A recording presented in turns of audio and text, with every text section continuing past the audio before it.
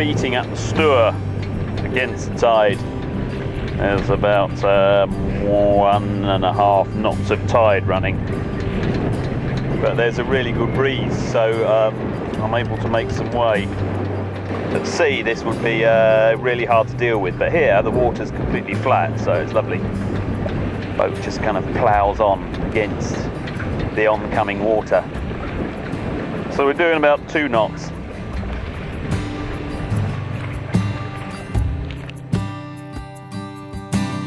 For 5 centuries, Harwich has literally guarded the mouths of the Orwell and the Stour, or Stour, however you want to pronounce it. It's always been strategically important. Apart from the Vikings and the Romans, the first people to have a real crack at the place were the Dutch in the 1600s. So Henry VIII, between slaughtering wives, built some forts and redoubts to defend the place. Then there was another burst of fort building in the 17th century, this time against the French, again. And last century, some absolutely massive defences were built here against the Germans. They attacked it during both World Wars, first with Zeppelins in 1915 and again more seriously in the Second World War, when they were joined by the Italian Air Force, such as it was at the time. There are times that as a Brit it seems that almost everyone everywhere has wanted to have a pop at us, and it's not surprising that we became such a warlike nation, and sometimes decided that it was better to get our defence in before we were attacked. For most of last century, as well as being the biggest commercial port in East Anglia, Harwich was also a massive naval base, and there was even an army garrison here. The tiny back streets of Harwich played host to far too many rival factions of testosterone-charged young men, but there were plenty of pubs to slake their thirst, and more than enough prostitutes around to satisfy their more primeval physical needs. If you have the time, the old folks who occupy the benches along the front are more than willing to share a few stories about what a wild place Harwich used to be. The town also has a wonderful church. It's the size of a cathedral. And coastal towns are often big on God. When your loved ones disappear over the horizon, it's good to have somewhere for the women folk to go to contemplate the fickle nature of our human existence. And for such a small town, Harwich lost a heck of a lot of young men in both world wars.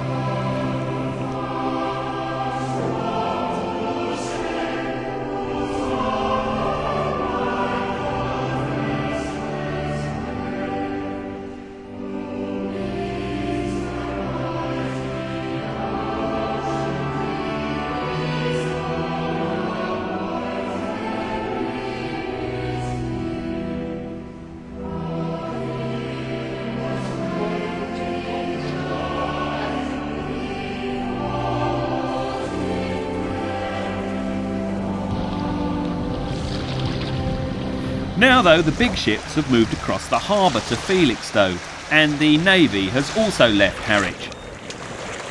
All that remains is the ferry to the Hook of Holland, and the newly built wind farm dock, with its really impressive Triffid-like maintenance platform that floats into place and then jacks itself up so that the workers can be level with the gearbox housings on the wind turbines. The new blades are stored in what look like oversized Dexian cradles. Henry Ford would be proud of the way that we're turning the manufacture of these things into a proper industrial process.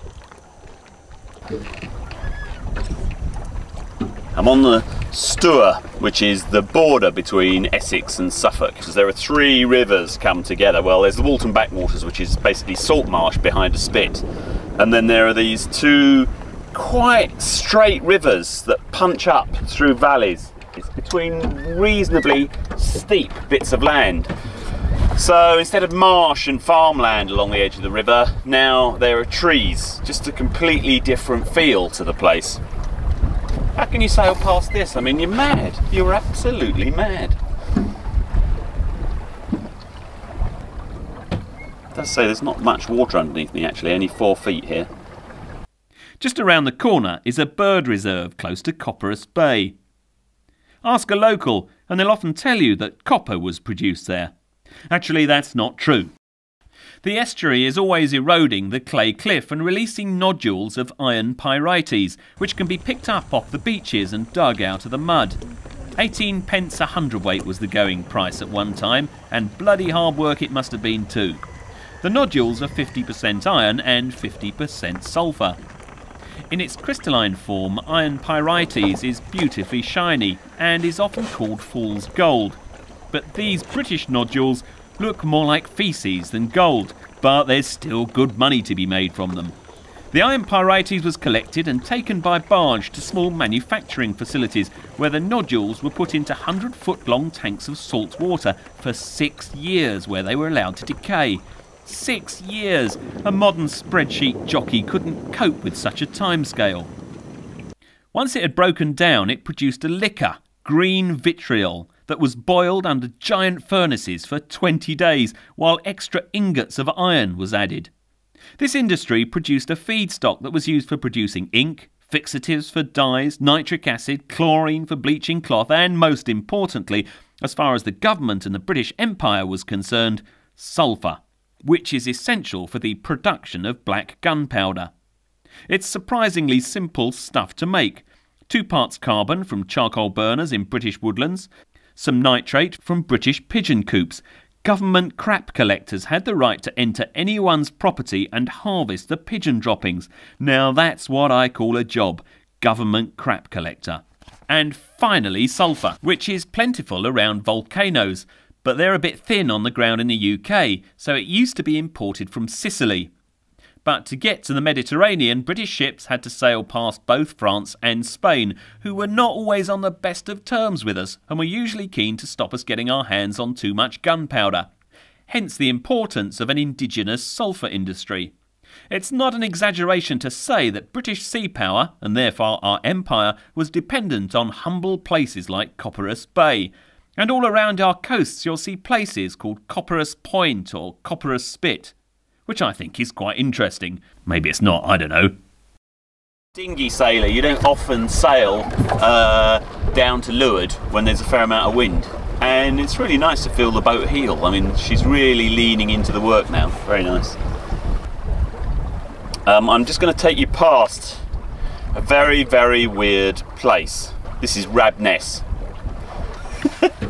Well, it's very strange. It looks like a kind of American Wild West town on stilts, stuck beside an estuary. Very odd. It's not really a town actually, all it is some holiday chalets, but nevertheless, you know, people spend a fair amount of time there, watching the tide come and go. Think of worse places. It has a lovely sand and shingle beach. It's a great place for a summer swim. But the architecture is undeniably weird. One part of the beach has public access, but I was stupid enough to land on the second part.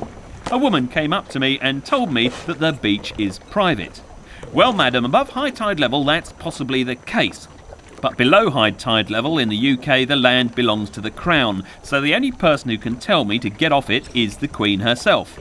The officious Rabness resident told me that the house owners had clubbed together to buy the common land. Man, that makes me unhappy.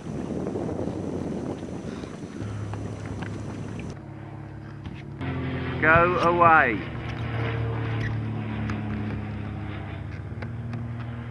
With your stupid tricks. Go on, bugger off. This is a lovely day. It's a beautiful river.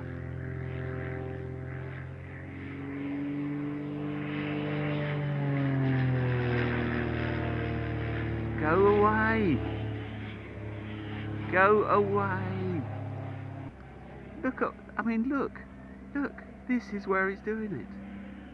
He's doing it over this gorgeous, delightful, peaceful, natural place. I've been listening to the birds and now I'm listening to you, you horrible, horrible man.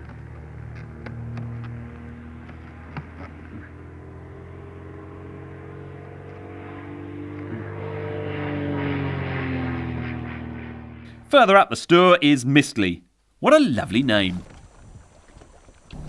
There are some perfect old boatyards where I could easily spend a week just soaking up the local floating architecture. Then there's Mistley Quay. Great cranes and dramatic warehouses, now being converted into desirable residences, and nothing at all wrong with that. Better than Brightlingsea anyway. But all is not well at Mistley. While one end is still in use and visited regularly by coasters that can take the ground, the other end, where the town meets the water, was always available to sailors. But the owners have now decided to fence the whole thing off.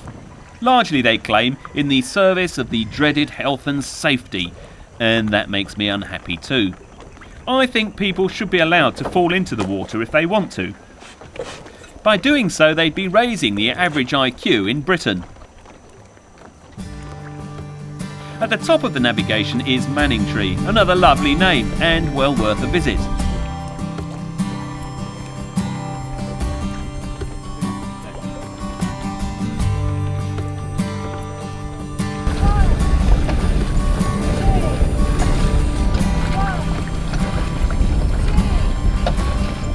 The inhabitants are a competitive lot. They race small rowing gigs and small yachts, which leave the marks of their keels all over the mud.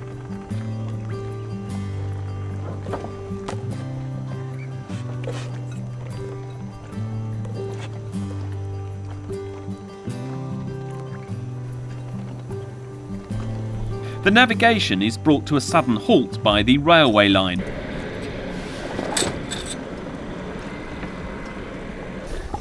So this is Manningtree. Been aground once already on the way up. You might be tempted to say, lucky blighter, the weather's come right again when he's sailing.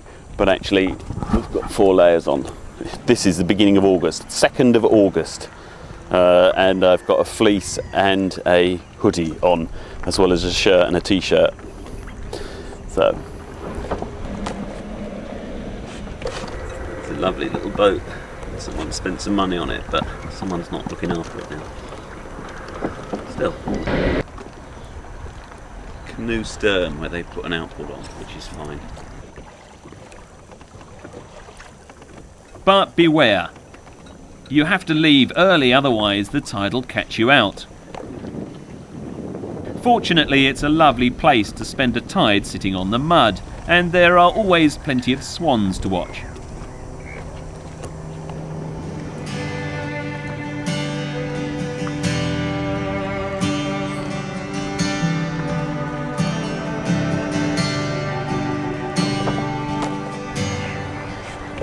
How do they stay so white when they're surrounded by all that mud? Amazing.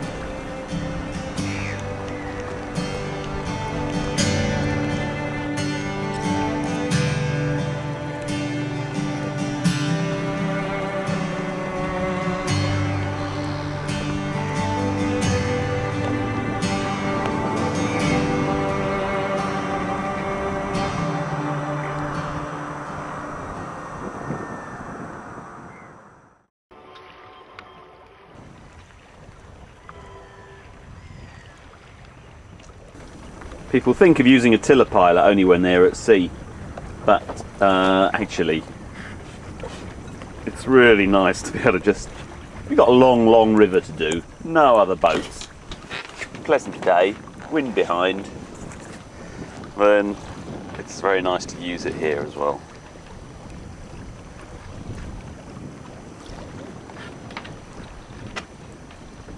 Coming back down the river along the Suffolk side, you pass the Royal Hospital School, which is, or was, a college for the sons of naval officers. 600 boarders and a massive parade ground. I went to a school just around the corner on the Orwell. The 2 schools were pretty evenly matched when it came to rugby, but when we sailed against each other, we slayed the Navy boys. Now there are girls there too, so maybe they're better at sailing, I don't know. Back down at the mouth of the estuary is Shockley. I was in the Sea Scouts there, and they definitely called the river the Stour, not the Stour, hence my pronunciation. But what do I know? Shockley now has a fine marina, but it used to be a naval training school. HMS Ganges, which the German propaganda machine claimed had been sunk during the Second World War. Try again, lads. The ratings were taught how to obey orders from the young men trained at the much posher Royal Hospital School. All that remains of the training school is a few of the defences, the staff houses and a mast where they trained the ratings in the art of climbing rigging. They'd also be forced to stand in the teeth of the ice-cold North Sea winds and do some carefully choreographed semaphoring. Yet another useless British tradition bites the dust. Maybe not before time either, I guess.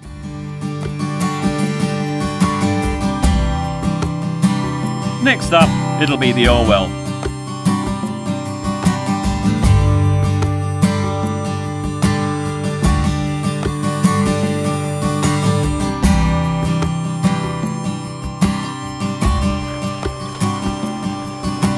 It's where I was educated, where I learned to sail, where I built my first boat, and played dinghy sailing Russian roulette with the steamers passing up and down the docks at Ipswich.